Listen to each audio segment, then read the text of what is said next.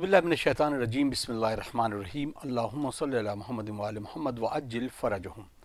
معزز ناظرین السلام علیکم ورحمۃ اللہ وبرکاتہ۔ میں ہوں اطہر کاظمی اور آپ دیکھ رہے ہیں آپ کا پسندیدہ پروگرام احکام اسلامی۔ لکھنؤ اسٹوڈیو سے ایک بار پھر خیر مقدم ہے۔ آج ہم گفتگو کریں گے حلالہ کے بارے میں، اور کیونکہ یہ ایک لفظ ہے کہ جس کی اصطلاح جو ہے اس کے بارے میں بہت ساری بحث ہوتی رہتی ہے۔ ہمارے ساتھ موجود ہیں حجت الاسلام والمسلمین علی جناب مولانا مصطفیٰ علی خان ادیب الہندی صاحب قبلہ۔ السلام علیکم آقا۔ علیکم السلام ورحمۃ اللہ۔ طلاق کا موضوع ڈسکس ہوا تو اس پر ایک یہ آتا ہے کہ حلالہ کیا ہے، اور بہت سارے سوال ہوتے ہیں، اور پھر اس پر سوال کے اوپر بھی بڑی نکتہ چینی بھی کی جاتی ہے۔ تو اس کا اصل ہدف، موضوع اور مفاہیم کیا ہے اس پہ؟ اعوذ باللہ من الشیطان الرجیم، بسم اللہ الرحمن الرحیم، الحمد للہ رب العالمین وصلی اللہ علی سیدنا محمد وعلہ الطیبین الطاہرین۔ جب ہم نے طلاق کی بحث کی تھی تو ہم نے عنوان کیا تھا اس بات کا کہ اگر مرد کسی خاتون کو، یعنی اپنی زوجہ کو 2 بار رجوع کرنے کے بعد یا عقد کرنے کے بعد تیسری بار طلاق دے دے تو اب اسے رجوع نہیں کر سکتا، یہ طلاق بائن ہو جائے گی، اور اسے عقد بھی نہیں کر سکتا عدت تمام ہونے کے بعد، بلکہ ضروری ہے کہ یہ خاتون کسی اور کے عقد میں جائے اور اس عقد کے بعد طلاق ہو، یا وہ شوہر مر جائے اس کا، تب یہ فرد دوبارہ اس کے اوپر سے اس سے شادی کر سکتا ہے۔ حلالہ کا لفظ اس لیے استعمال ہو، حلالہ کے معنی کیا ہیں؟ حلالہ کے معنی یہ ہے حرمت جو آ گئی ان دونوں کے درمیان، کیونکہ ایک خاتون ایک مرد ایک دوسرے سے کبھی بھی شادی کر سکتے ہیں، یعنی وہ لوگ جو ایک دوسرے سے شادی جن کے لیے جائز ہے غیر از محارم، کبھی بھی کوئی بھی کسی سے شادی کر سکتا ہے۔ کچھ چیزیں ایسی ہوتی ہیں جو ٹیمپریری طور پر شادیوں کو روک دیتی ہیں، اس چیز کو ختم کرنے کے لیے تو یہ حرام ہے، اس حرام کو ختم کرنے کے لیے اگر دوسری کوئی کنڈیشن آ جائے تو وہ حلال، اس حرام کو حلال میں تبدیل کر رہی ہے۔ اسی لیے وہ خاتون جس سے مرد ایک بار عقد کرے اور اس کے بعد اس کو طلاق دے دے، پھر رجوع کرے یا عقد کرے، دوبارہ اس سے طلاق دے دے اور پھر رجوع کرے یا عقد کرے اور تیسری بار جیسی طلاق دے گا، تو شریعت کہتی ہے کہ نہیں، اب یہ خاتون تمہارے اوپر حرام ہو گئی ہے، کیونکہ بالاخره یہ کوئی کھیل نہیں ہے کہ آپ ایک دن طلاق کریں، ایک دن عقد کریں، دوسرے دن طلاق دے دیں، پھر رجوع کریں، پھر طلاق دے دیں، بالاخره زندگیاں ہیں۔ لہٰذا اس کو صحیح کرنے کے لیے شریعت نے سسٹم بنایا کہ مذاق اپنے آپ میں صحیح نہیں ہے، اس کو ختم کرنے کے لیے کہا کہ اب تم اس سے شادی نہیں کر سکتے۔ لہٰذا لیکن کیا یہ ہمیشہ ایسا رہے گا؟ نہیں۔ اگر یہ خاتون کسی اور سے عقد کر لے اور وہ شوہر اسے بعد میں طلاق دے دے کسی وجہ سے، یا وہ شوہر مر جائے، تب یہ دوبارہ اس حرمت سے باہر آ جائے گی، تو یہ شوہر حلال کر رہا ہے اس حرمت کو جو تیسری طلاق کی وجہ سے آ گئی ہے دوسرا شوہر، اس لیے اس کو حلالہ کہتے ہیں۔ وَإِلَّا اس پہ کوئی اور خاص معنی نہیں ہے۔ یہ بھی ضروری نہیں ہے کہ اسی نیت سے کسی سے عقد کیا جائے کہ اس سے عقد کر لے اور اس کے بعد وہ طلاق دے، زبردستی اس کو فورس کیا جائے کہ طلاق دے، اور اس عدت پوری کرنے کے بعد یہ دوبارہ اپنے پہلے شوہر سے عقد کر سکے۔ یہ عمل صحیح نہیں ہے، یعنی اختیار سے وہ مرد اگر طلاق دے رہا ہے تب یہ بات صحیح ہو پائے گی، یا وہ اس دنیا سے چلا جائے تو پھر عدت وفات کے بعد یہ عورت دوبارہ اپنے شوہر کی طرف پلٹ سکتی ہے۔ لہٰذا اس کو چونکہ صحیح طریقے سے واضح نہیں کیا گیا، لہٰذا صحیح سمجھ میں نہیں آتا۔ یا ایک اور مسئلہ اس کا یہ ہے کہ چونکہ دیگر مذاہب میں ایک مجلس میں 3 طلاقیں ہو جاتی ہیں، لہٰذا اس میں فوراً ایک عجیب سی چیز یہ لگتی ہے، لیکن چونکہ اگر آپ صحیح سے سمجھ لیں کہ نہیں، ایک مجلس میں نہیں مسئلہ ہے، ایک بار طلاق دی، رجوع کر سکتا ہے 3 مہینے کے اندر، یا عقد کر سکتا ہے 3 مہینے کی مدت گزرنے کے بعد، دوبارہ اس کو طلاق دے رجوع کرنے کے بعد یا عقد کرنے کے بعد، اور پھر رجوع کر لے یا عقد کر لے اور پھر تیسری بار طلاق دے، تب یہ مسئلہ پیش آتا ہے جو بہت ریئر سچویشنز میں ہے۔ لہٰذا یہ حلالہ اس لیے نہیں ہے کہ شادی ہی کرنی ہے لہٰذا یہ عمل ہو رہا، نہیں، یہ اپنے آپ میں ایک نیچرل پروسیس ہے، لیکن اس پروسیس کے نتیجے میں وہ حرمت جو پہلے شوہر پہ ہمیشہ کے لیے آ گئی تھی وہ ختم ہو جائے گی۔ لیکن اس میں ضروری یہ ہے کہ یہ شادی بناوٹی شادی نہیں ہو سکتی، یہ ٹیمپریری شادی یعنی متاع نہیں ہو سکتا، اس میں عقد دائم ہونا ضروری ہے، اختیار کے ساتھ ہونا ضروری ہے، اور مجامعت بھی ضروری ہے، یعنی بالکل یعنی جو ازدواجی تعلقات ہیں وہ قائم ہونے چاہیے، اور پھر بغیر فورس کے، بغیر کسی دباؤ کے اپنے اختیار سے یہ شوہر طلاق دے، یا اگر اس دنیا سے چلا جائے تب یہ عورت اپنا عدہ پورا کرنے کے بعد دوبارہ پہلے شوہر سے عقد کر سکتی ہے، نہ کہ کرے گی، کر سکتی ہے، ایک آپشن دوبارہ اس کے لیے کھل جائے گا۔ چونکہ ہم مسائل کو صحیح سے نہیں سمجھتے یا ایلیبریٹ نہیں کرتے، لہٰذا اس طرح کی پریشانیاں آتی ہیں۔ اگر آپ صحیح سے سمجھ لیں اور اس پہ صحیح سے عمل ہو اور لوگوں کو سمجھا دیں، شاید اس طرح کی پریشانی نہ آئے۔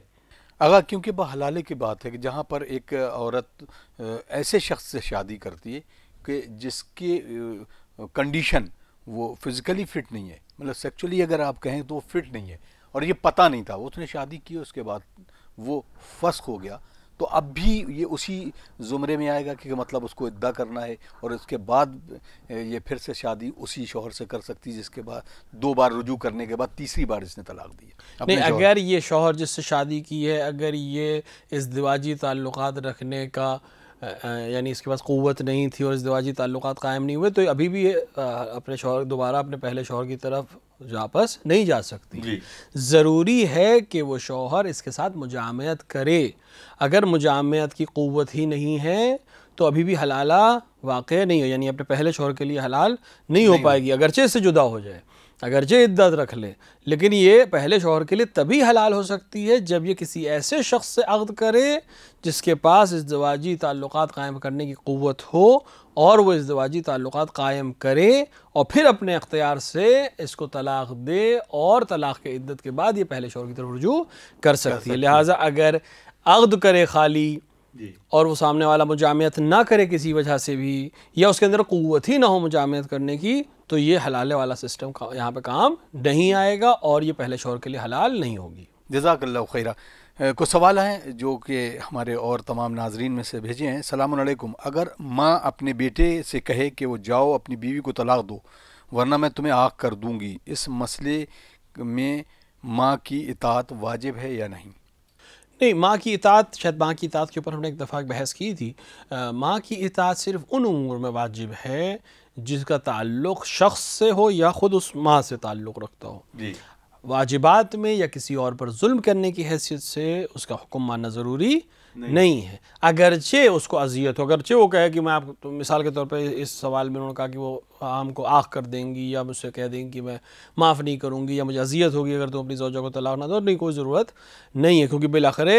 کسی کو بغیر کسی وجہ کے طلاق دے دینا ظلم ہے، اور ظلم کی اجازت اسلام نہیں دیتا، اگرچہ کہنے والا ماں ہی کیوں نہ ہو۔ ماں کی ذات بہت احترام والی ہے اور باپ کے احترام بھی ضروری ہے، لیکن وہ اس کا احترام اسی حد تک ہے جب کسی اور کی بے احترامی یا کسی اور پر ظلم نہ ہو رہا ہو۔ لہٰذا ماں کے کہنے سے زوجہ کو طلاق دینا کوئی ضروری یا واجب نہیں ہوتا، اگرچہ ماں اس سے ناراض ہی کیوں نہ ہو جائے، ان کو طلاق دینے کی کوئی ضرورت نہیں ہے۔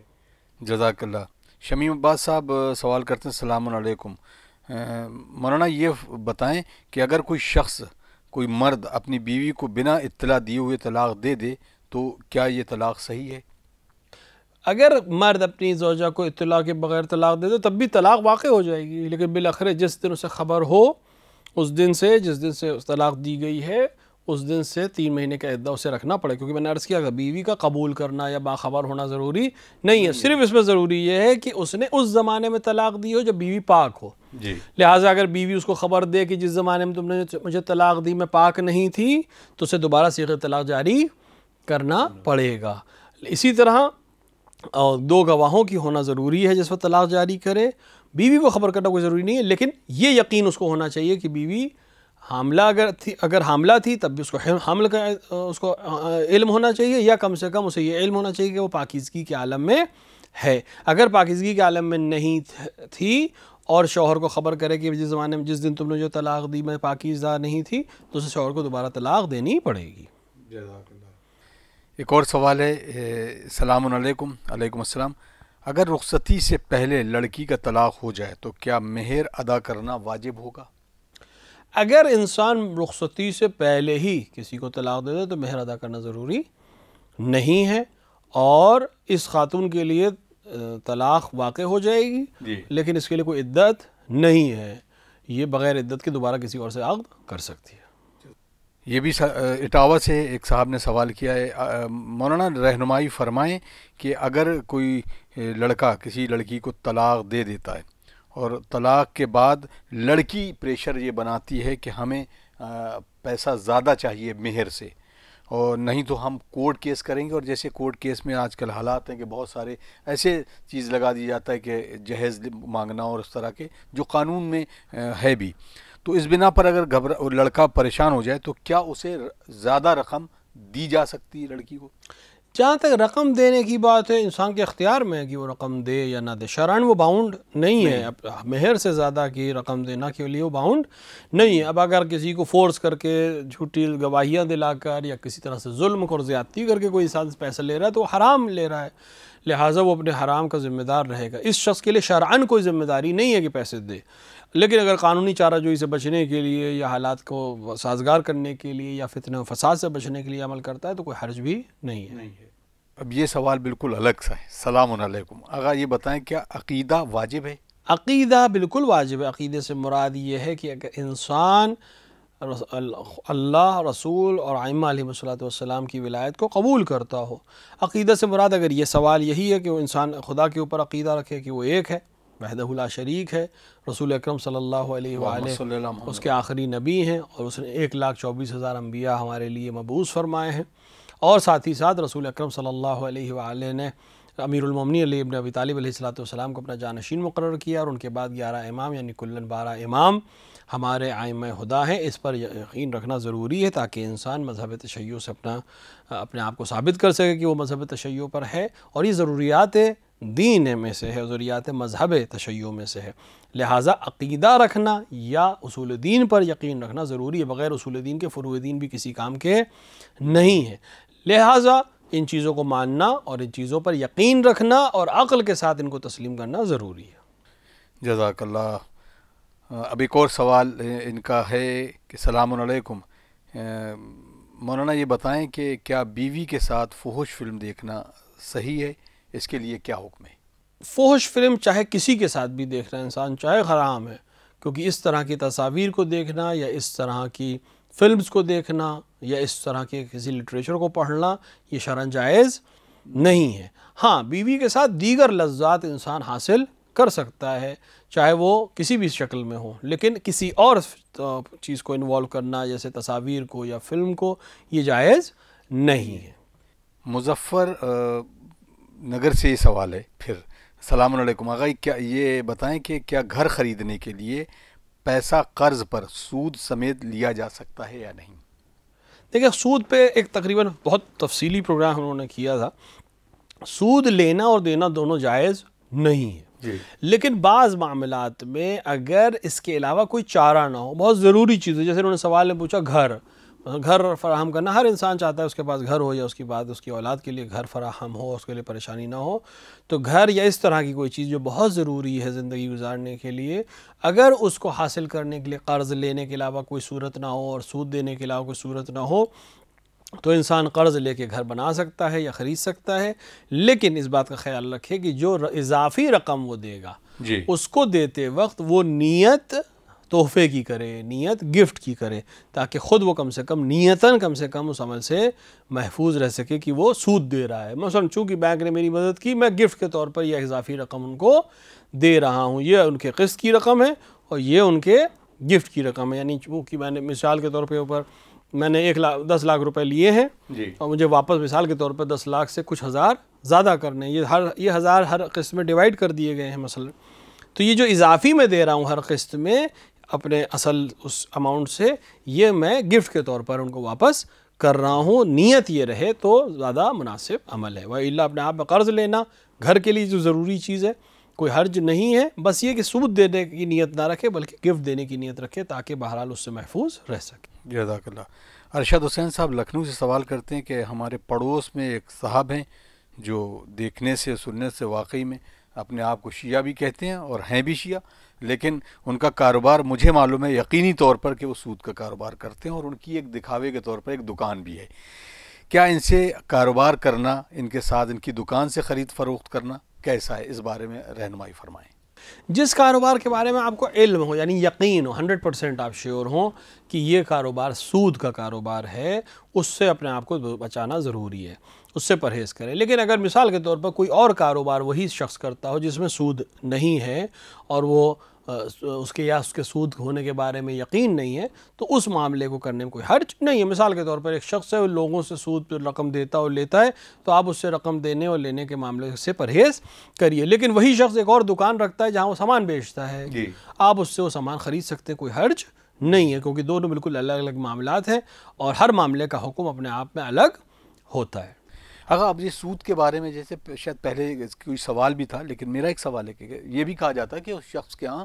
کھانا پینا بھی، مطلب اس کی کوئی تقریب ہو، شادی بیاہ یا دیگر تقریب ہے، اس کے ہاں کھانے کی بھی ممانعت کی گئی ہے، منع کیا گیا، تو اس کے بارے میں بتا دیجیے۔ دیکھیں کچھ چیزیں ایسی ہوتی ہیں جن کا تعلق عام باب امر بالمعروف و نہی عن المنکر سے ہوتا ہے، یعنی چونکہ ایک انسان کے گھر میں اگر ہمیں یقین ہو جائے کہ اس کے گھر میں جو کھانا پینا ہے وہ حرام کی کمائی کا ہے، تو بالآخر اس غذا میں اثرات ہیں، اس لیے شریعت منع کرتی ہے کہ اس چیز سے پرہیز کرو تاکہ وہ اثرات تمہارے اندر منتقل نہ ہونے پائے۔ ایک دفعہ کہ انسان کو علم ہی نہیں ہے کہ فلاں صاحب کیا کام کرتے ہیں، کیونکہ اصل یہ ہے کہ مومن انشاءاللہ ان چیزوں سے دور ہیں، لہٰذا اگر اسے علم نہیں ہے تو ایک الگ بحث ہے۔ لیکن اگر علم ہو مجھے کہ فلاں شخص حرام کا کاروبار کرتا ہے، خصوصاً سود کا کاروبار کرتا ہے، تو شریعت کہتی ہے کہ احتیاط یہ کہ اس کے کھانے پینے سے بھی پرہیز کیا جائے۔ لیکن اگر بالفرض اس کا کاروبار کئی قسم کے کاروبار ہیں جن میں سے ایک چیز مثلا سود بھی ہے، تو پھر وہاں یہ کراہیت ختم ہو جاتی ہے، کیونکہ ہمیں یقین نہیں ہے کہ گھر کے اندر جو خرچ ہو رہا ہے وہ کس چیز سے خرچ ہو رہا ہے۔ اصل اس کا ہدف یہ ہے کہ جب آپ سماج میں اس طرح کے افراد سے بائیکاٹ کرتے ہیں تو عین ممکن ہے کہ وہ اپنے اس فعل حرام سے اپنے آپ کو باز رکھ سکیں۔ لیکن اگر آپ کے بائیکاٹ کرنے کے نتیجے میں بھی اس پر کوئی فرق نہیں پڑ رہا ہے تو آپ صرف اپنے حد تک احتیاط کریں کہ اس کے یہاں کھانے پینے سے پرہیز کریں۔ البتہ حرام نہیں ہے، لیکن اگر پھر بھی کوشش یہ کریں کہ اس طرح سے بائیکاٹ کر کے اپنے آپ کو محفوظ رکھ سکیں اور اپنی نسل کو پاکیزہ رکھ سکیں۔ لکھنؤ سے ہی ایک اور صاحب نے سوال کیا، السلام علیکم آغا، یہ بتائیں کہ جیسے ہمارے وطن میں یعنی ہمارے ملک میں کچھ غیر مسلم ہیں اور اس میں بھی کیٹیگری ہے جو آپس کی جو ان کی جو بات کرتے ہیں ان کے اپنے مذہب کے ڈیفرنٹ ہونے میں، خاص طور سے جیسے ہم لوگ کہتے ہیں کہ یہ جنرل کیٹیگری کا ہے یا اس طریقے سے، تو کیا اس کو ہم اپنے طور پر لے سکتے ہیں؟ مثلا جو دلت ہے اس کے ہاں کھانا نہیں کھا سکتے ہیں، لیکن جو اپر کاسٹ ہے اس کے ہاں کھانا کھا سکتے ہیں۔ یہ غیر مسلم کی بات کر رہے ہیں کہ جس کو ہم بہت ایلیبریٹ نہیں کر سکتے سوال کو، تو جس انداز میں انہوں نے پوچھا ہے اس سے بہترین طریقے سے رہنمائی فرما دیجیے۔ نہیں، غیر مسلم ہونے کے حکم میں سب برابر ہیں، کیونکہ اسلام کے اندر کاسٹ سسٹم نام کی کوئی چیز نہیں ہے۔ اسلام میں صرف دو حدود ہیں، ایک حد یہ ہے کہ مسلمان ہے، ایک حد یہ کہ غیر مسلمان ہے۔ غیر مسلمان میں صرف دو قسمیں، ایک وہ اہل کتاب ہیں، یعنی جو عیسائی ہوں یا یہودی ہوں یا زرتشتی مذہب کے ماننے والے ہوں، یعنی جو آسمانی کتابوں میں سے کسی ایک کتاب کو مانتے ہیں، یا غیر اہل کتاب ہیں جو کفار ہیں۔ ان میں جو احکام ہیں وہ بالکل ایک جیسے ہیں، یعنی ان کی نجاست کے سلسلے میں، یعنی غیر اہل کتاب کفار نجس ہیں، چاہے وہ اپنے ہاں کوئی بھی سسٹم رکھتے ہوں، کوئی بھی کاسٹ سے بلونگ کرتے ہوں، وہ ہماری شریعت کی نظر میں کوئی بھی انسان کسی قبیلے میں یا کسی خاندان میں یا کسی کاسٹ میں اگر پیدا ہو جائے تو اوپر نیچے کوئی حکم اس کے لیے شرعی طور سے مرتب نہیں ہوتا، سب کے لیے حکم برابر ہے۔ مثلا اگر وہ ان کے حساب سے کوئی لو کاسٹ ہے اور ان کے حساب سے کوئی اپر کاسٹ ہے تو آپ کے لیے حکم شرعی میں کوئی فرق نہیں پڑے گا، آپ کے لیے دونوں جگہ کھانا پینا، چونکہ البتہ یہ بھی میں عرض کرتا چلوں، چونکہ کھانا پینے میں نجس کھانا حرام ہے اور ان کے یہاں کھانے میں نجاست کا شک ہے اور نجاست کا یقین ہے کہ یہ نجس ہے، لہٰذا کھانے پینے سے منع کیا جاتا ہے۔ چونکہ ظاہر سی بات ہے ایک جو کفار نجس میں سے ہیں اور جب وہ کھانا پکائیں گے تو ان کا ہاتھ گیلا ہوگا تو جو غذا ہے وہ بھی نجس ہو جائے گی، لہٰذا اگر ان کا کوئی غذا ایسی ہو جس کی نجاست کے بارے میں ہمیں یقین نہ ہو یا کم سے کم اس کی طہارت کا ہمیں یقین ہو تو آپ وہ چیز کھا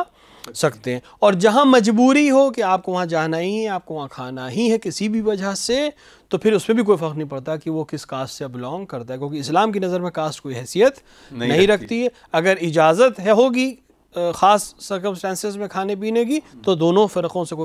کاسٹ سے کوئی فرق نہیں پڑے گا، کہیں بھی کھایا جا سکتا ہے، حرمت بھی اپنی جگہ پہ قائم رہے گی، وہ کسی فرد کے یا کسی قبیلے کے یا کسی گروہ کے وجہ سے بدل نہیں جائے گی۔ جزاک اللہ۔ ایک اور سوال آیا ہے، انہوں نے پوچھا ہے کیا فحش فلموں کو بنا لذت سے دیکھنا کیسا ہے؟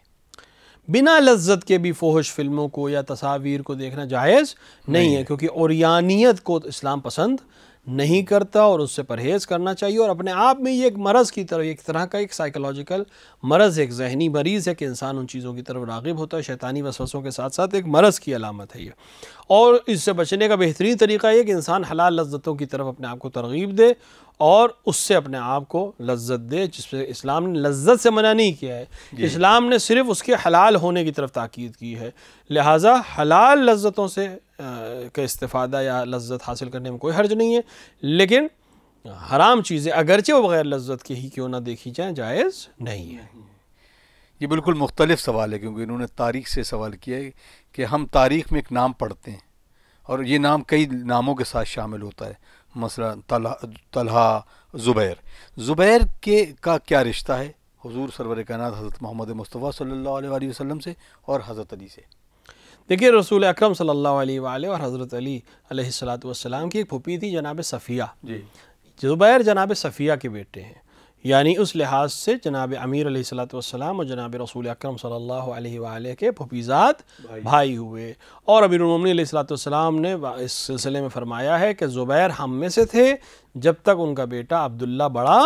نہیں ہو گیا. اور اس کی ایک پوری داستان ہے کہ چونکہ عبداللہ کی پرورش ان کی خالہ جان نے فرمائی تھی، جس کی وجہ سے بغض علی ابن ابی طالب ان کے دل میں بھرا گیا، لہٰذا انہوں نے اپنے باپ کو بھی اس سلسلے میں کیا. وَإِلَّا زبیر حامیان امیر المومنین میں سے تھے، حامیان رسول اکرم صلی اللہ علیہ وآلہ وسلم میں سے تھے، اور آپ کی تلوار نے بارہا رسول اکرم کا دفاع فرمایا. اور رسول اکرم نے یہ بات کہی تھی جناب زبیر سے کہ میں دیکھ رہا ہوں کہ ایک دفعہ یہ تلوار جس نے آج تک میرا دفاع کیا ہے ایک دفعہ علی کے خلاف اٹھے گی، اور اس وقت جان لو کہ تم حق پر نہیں ہوگے. لہٰذا جنگ جمل میں زبیر امیر المومنین کے مخالف تھے، اور امیر المومنین نے جب وہ بات یاد دلائی تو انہوں نے اپنے آپ کو جنگ سے دور کر لیا اور جنگ میں شرکت نہیں کی. اور لیکن